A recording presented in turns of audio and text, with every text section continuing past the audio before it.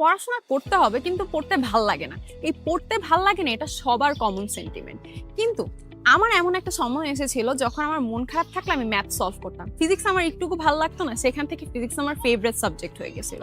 আমাদের যে নিত্যদিনের পড়াশোনার সমস্যাগুলো আছে সেক্ষেত্রে আমি আমার পার্সোনাল কি সিক্রেট স্টাডি স্ট্র্যাটেজিস ফলো করছি সেটা নিয়ে আমাদের study smart not hard series.